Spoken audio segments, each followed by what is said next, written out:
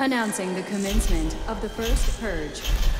I want you to change the world, and don't think that this is going to happen peacefully or you can do it alone. We need to kill the rich. You get out there, you use your weapons, and you rip Washington apart. You hunt down the billionaires, the bank bosses, the CEOs, the scumbags, and the liars, the governors, the lobbyists, the senators, because they're all the same, and you hang them.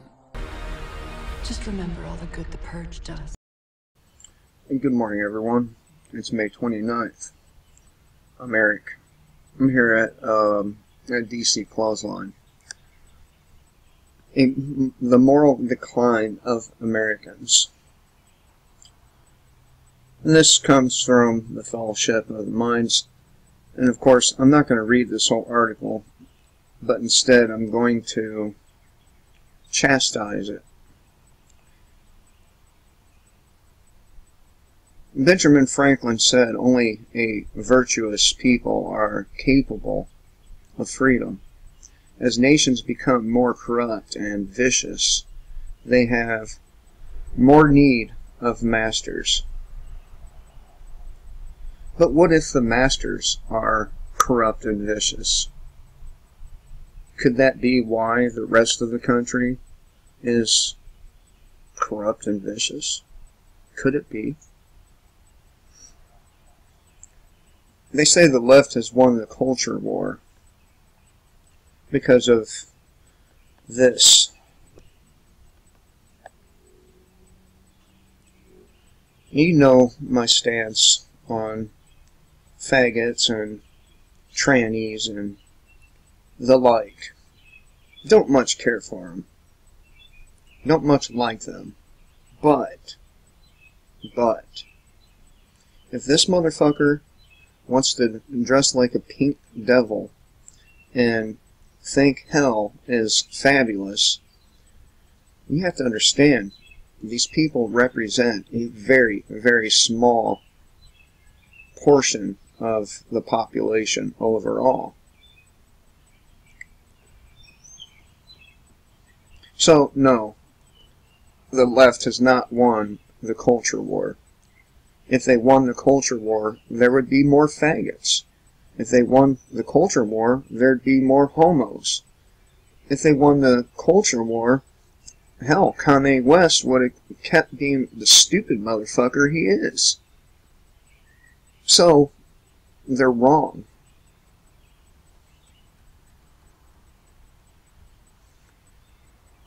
There's a new survey by the American Culture and Faith Institute.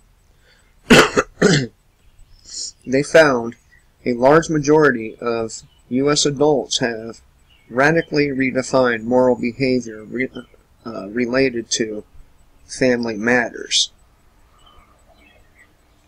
Now, if these people had strong family values in the first place, they wouldn't be able to get swayed one way or the other. Or maybe they would be swayed further towards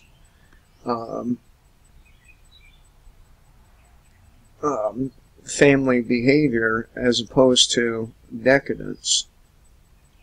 So, in March of 2018, a national random sample of 1,000 adults were asked about the morality of 8 family-related behaviors. Large majorities of the public claimed that 6 of these behaviors are acceptable, either because they are morally acceptable or that they do not even qualify as moral issues, i.e., there is no right or wrong position related to the behavior. This is the 6 behaviors that they've focused on. Using pills or medical devices for birth control. 86% of people called it or said that using birth control was acceptable. Here's the thing. The same people who wrote this article would complain if these people weren't using birth control and having children. they would complain about that. They would call it immoral. So these people can't win no matter what they do. Now, wanting to have sex is as natural as wanting to get a buzz. It's natural. And we are meant to have sex. Every fucking mammal on this planet does it.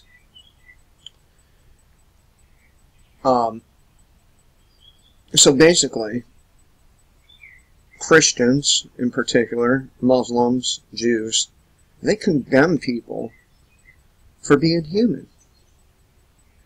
Just like the state does. They want to alter what is natural for humans to do.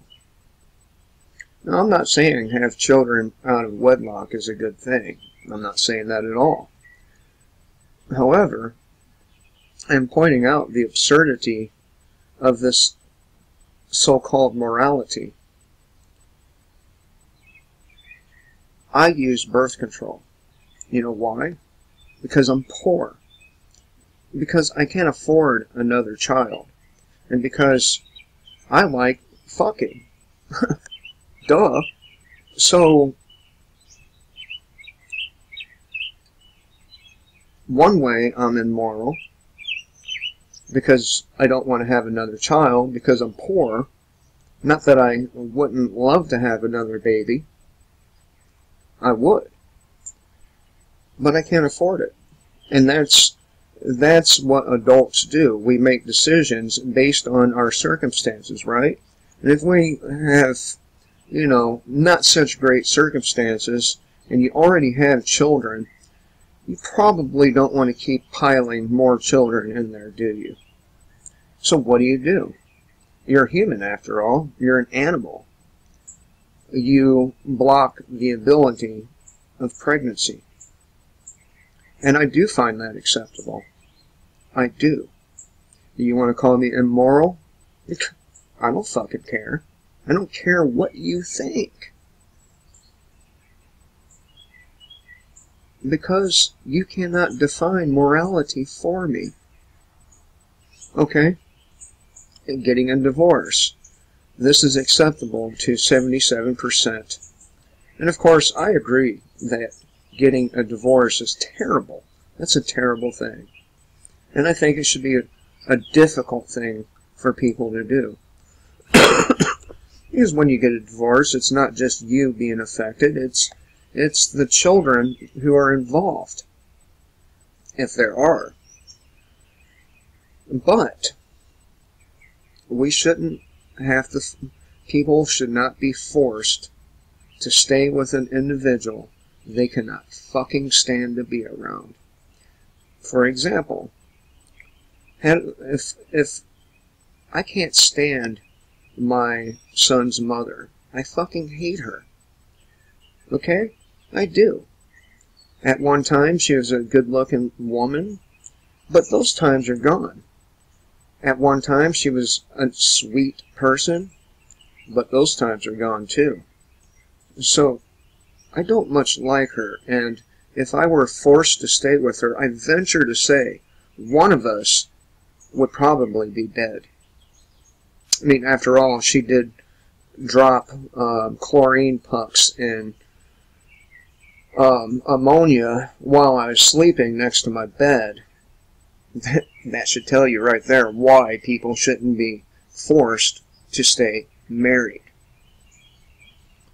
Having a baby without being married, acceptable to 69% of people. Okay? Here's the thing. What is your idea of marriage? Is it running to the state and asking permission to dwell with a person you care about?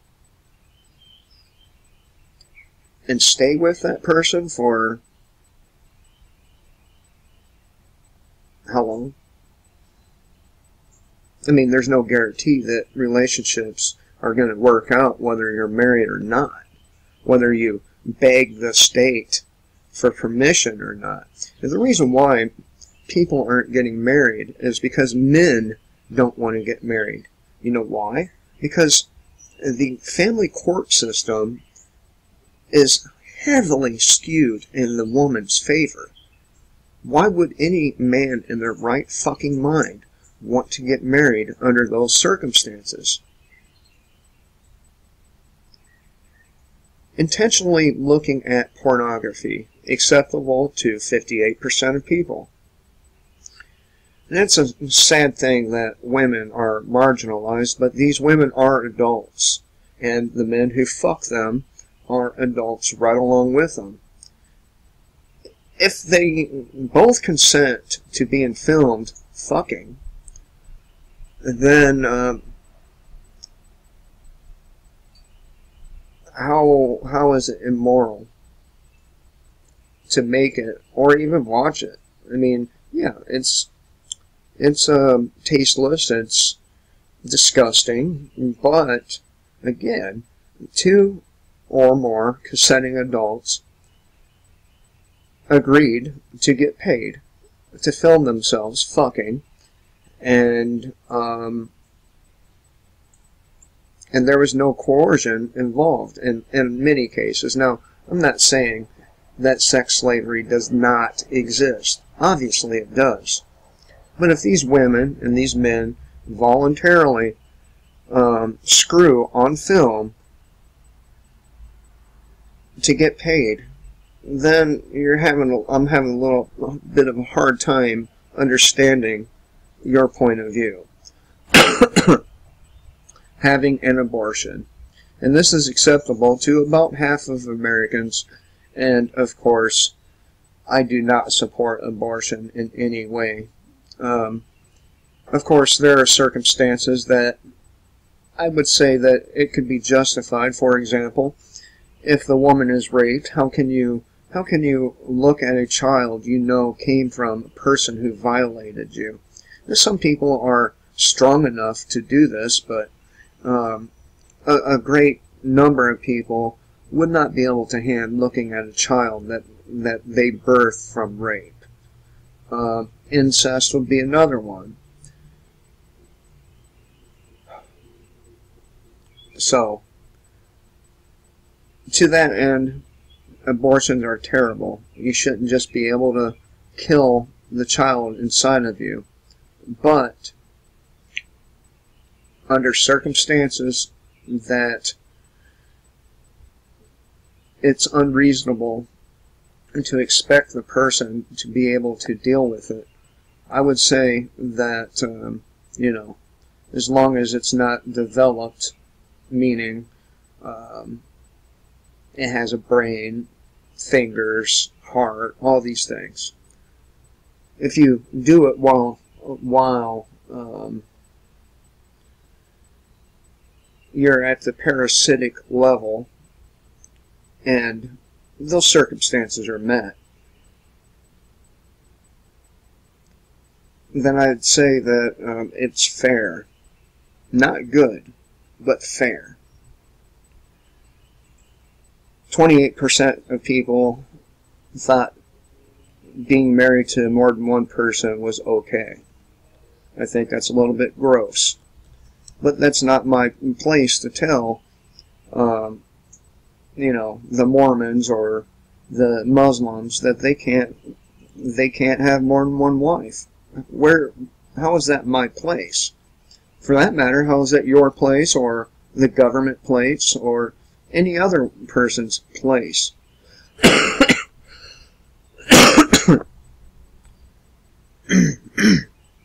Excuse me. Okay. At least 15% and as much as 40% of adults do not consider behaviors such as divorce, abortion, and unmarried sexual intercourse to be moral issues. In other words, those behaviors are simply a reflection of individual preferences. It is. It is. See, that's the problem with religious zealots, with followers of religions. They think that their religion, and by extension, they have a right to dictate to everybody else how they may or may not live.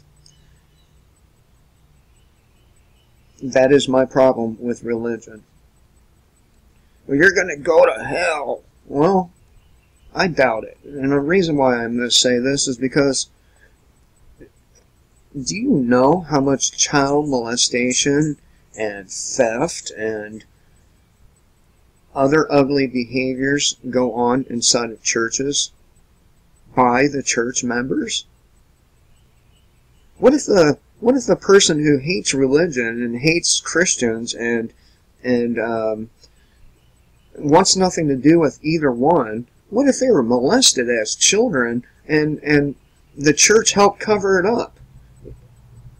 Can you say with a straight face that this hatred for others, the church, isn't justified? Is that person going to go to hell because they were molested and the church chose to cover it up? Now, I'm talking in particular about the Mormon church, about the Catholic Church. I don't know about any of the others. I do know for 100% certainty pedophilia, among other things, but I think that's the worst. Pedophilia goes on to an extreme extent in these churches. But they're going to sit up there on their high horses behind their podiums talking all day about how it's terrible to get some pussy. How it's terrible to smoke some weed. How it's terrible to get drunk as fuck. And meanwhile, they're fondling little children in their office in the back. See, this is the problem with following the morality of these fucking sickos. If you follow their morality in their world, it's okay to harm children. So I ask you, which is worse? Two consenting adults having sex with birth control, or a person in high position being able to harm children? I ask you, what's worse? This here faggot tranny thingy, or the priest, the bishop, who molests children? Which is worse? I would venture to say that the priests and bishops are worse. At least this person wears what he is out in the open on his sleeve, so to speak. The pedophiles, they hide behind a veneer of Christianity. They hide behind the church. I know this for 100% fact. No, I'm gonna do something that is out of the ordinary for me. I know because I was a victim to these people.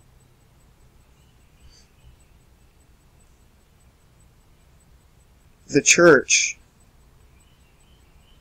now, a lot of Christians are going to be very upset with me, but the church gives perverts a place to hide, a costume to wear. And again, at least this individual, this thingy, at least they're open about what they are and who they are. And from that aspect, perhaps, they deserve a little more respect than we give them. And perhaps the priests and the bishops, perhaps they should be put under a very strong microscope. Perhaps they are the ones who are the immoral. Now, I sometimes watch a channel